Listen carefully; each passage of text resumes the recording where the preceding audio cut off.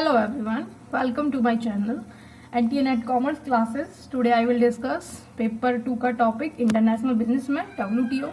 ये very important topic है, इससे बहुत बार क्वेश्चन पूछे जाते हैं. ठीक है, इसका 1 बाय 1 हम डिस्कस करते हैं. ओके, फर्स्ट ऑफ ऑल कहता है कि इसका जो मेन बॉडी होती है वो मिनिस्ट्रियल कॉन्फ्रेंस होती है, वो उसके सारे कामों को मैनेज करती है. उसके अंदर आता है जनरल काउंसिल. जनरल जो काउंसिल होता है तो कॉम्पिटिशन, इसमें क्या क्या इंक्लूड होता है. ठीक है, इसमें आता है कमेटी, आता है ट्रेड एंड डेवलपमेंट पर, goods council, service council, trip and TRIMS. Trade TRIMS का मतलब क्या होता है? Trade related intellectual property right, trade related investment major. Okay, इसके 2 हेल्पर्स होते हैं. कहता है कि ट्रेड पॉलिसी रिव्यू, जो पॉलिसीज को रिव्यू करते हैं. उसके बाद है डिस्प्यूट सेटलमेंट बॉडी, जो WTO में आने वाले डिस्प्यूट्स को सेटल करने के लिए हेल्प कराते हैं. ठीक है जी.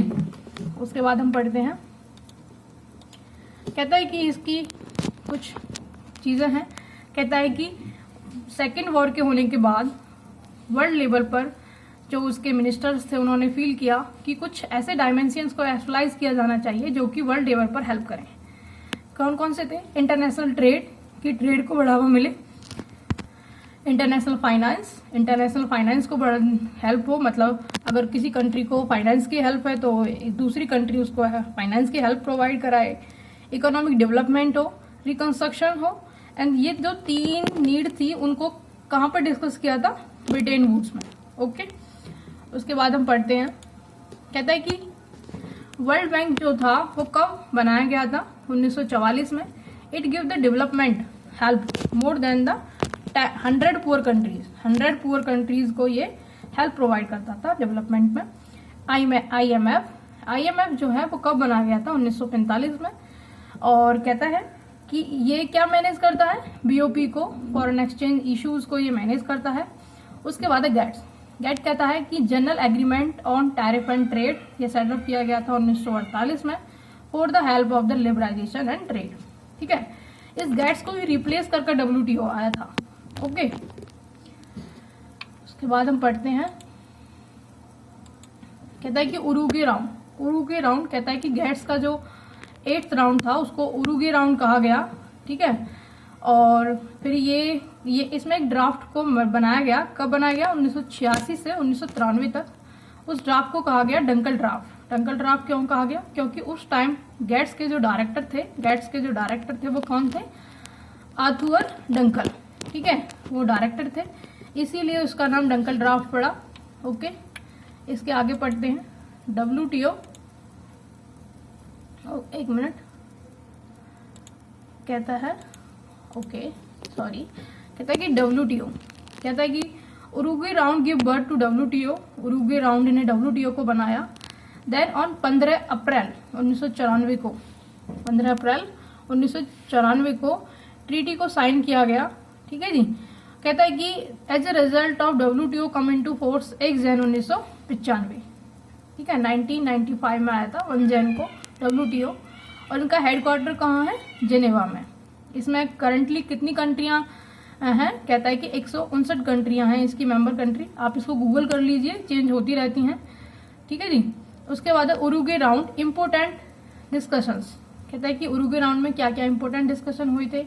कहता है कि reducing the trade barriers and improving the market access. कहता है कि मार्केट जो एसेस है उसको इंक्रीज करना है, और जो ट्रेड में जो बैरियर्स है उनको रिमूव करना है, रिड्यूस करना है. ठीक है, और कहता है कि स्ट्रेंथिंग द गैर डिसिप्लिन को स्ट्रेंथिंग प्रोवाइड करनी है. Trade in service, trips, trade related intellectual property right, trade related investment major, इस पर डिस्कस किया गया उरुग्वे राउंड में. उसके बाद हम पढ़ते हैं इंपॉर्टेंट ऑब्जेक्ट ऑफ WTO के क्या क्या इंपॉर्टेंट ऑब्जेक्टिव हैं. पहला ऑब्जेक्टिव है to improve the standard of living of the people in the member country. कहता है कि WTO के जो मेंबर कंट्री हैं वह उनके लोगों की स्टैंडर्ड ऑफ लिविंग को इंक्रीज करना है. To ensure full employment and board increase effective demand, employment provide करना है. उसके बाद है to enlarge production and trade of goods, मतलब कि प्रोडक्शन को बढ़ाना है, गुड्स, ट्रेड एंड गुड्स को इंक्रीज करना है. Important principle are at the base for the multilateral trade system. कहता है कि WTO में मल्टीलेटरल ट्रेड सिस्टम के लिए क्या क्या इंपॉर्टेंस है। नंबर 1, नो डिस्क्रिमिनेशन, कोई भी भेदभाव नहीं किया जाएगा। मोस्ट फेवर नेशन, अगर एक कंट्री है अपने नेशन के साथ जैसा ट्रीट कर रही है और वो WTO की मेंबर है तो उसको अदर कंट्री के साथ भी ऐसा ही बिहेव करना पड़ेगा। ओके, उसके बाद पढ़ते हैं, कहता है कि और कहता है ये क्या प्रिंसिपल था इसका, free trade predictable policy and encourage the competitions. Free trade predictable policy बनाई जाएंगी और इनकरेज किया जाएगा कंपटीशन को।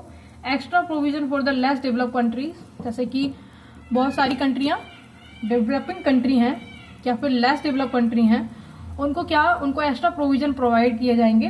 ठीक है जी, क्योंकि वो इतना अफोर्ड नहीं कर पाती जितना डेवलप कंट्री कर पाती हैं, तो उनको लिए एक्स्ट्रा प्रोविजन बनाए जाएंगे। उसके बाद फंक्शंस ऑफ WTO के क्या फंक्शंस होते हैं। नंबर 1 है, कहता है कि to implement rules and provisions related to the trade and policy review the mechanism. ये कहता है कि टू इम्प्लीमेंट द रूल को इम्प्लीमेंट कराया जाएगा, प्रोविजंस को जो कि ट्रेड पॉलिसी से रिलेटेड है उनको इम्प्लीमेंट किया जाएगा। उसके बाद to provide a platform to member country to decide their future strategy related to the trade and tariff. कहता है कि ये प्रोवाइड करता है एक ऐसा प्लेटफॉर्म अपनी मेंबर कंट्रीज को कि वे डिसाइड कर सकें फ्यूचर की उसमें क्या स्ट्रेटेजी होंगी related to trade and tariff से रिलेटेड। कहता है कि to provide the facility for implement administrative and operations and multilateral and bilateral agreement of trade, world trade. ये प्रोवाइड करता है फैसिलिटी इम्प्लीमेंट करने के लिए, एडमिनिस्ट्रेशन करने के लिए, ऑपरेशन करने के लिए बायलेटरल एंड मल्टीलेटरल एग्रीमेंट्स को वर्ल्ड ट्रेड से रिलेटेड। बायलेटरल और मल्टीलेटरल का मतलब क्या होता है? बायलेटरल का मतलब होता है 2 कंट्रियों के बीच होने वाला एग्रीमेंट, और मल्टीलेटरल एग्रीमेंट होता है बहुत सारी कंट्रियों के बीच होने वाला एग्रीमेंट। उसके बाद है to administrate the rules process related to the dispute settlement. ये एडमिनिस्टर करता है रूल क्या है, प्रोसेस क्या है, वर्ल्ड लेवल पर होने वाले डिस्प्यूट्स को ये सेटल करने के लिए प्रोसेस और रूल प्रोवाइड करता है WTO। उसके बाद to ensure the optimum use of world resource. कहता है कि वर्ल्ड रिसोर्स का अच्छे से यूज किया जाए। ओके, एक फंक्शन और है, कहता है कि to assess the international organisation such as the IMF and IBRD for establishing coherence in universal economic policy determinant. कहता है कि ये हेल्प करता है IMF की एंड वर्ल्ड बैंक जैसे कहते हैं, IBRD भी बोलते हैं उसको, कि पॉलिसी बनाने में इकोनॉमिक लेवल पर। Okay, thanks for watch the video, thank you so much.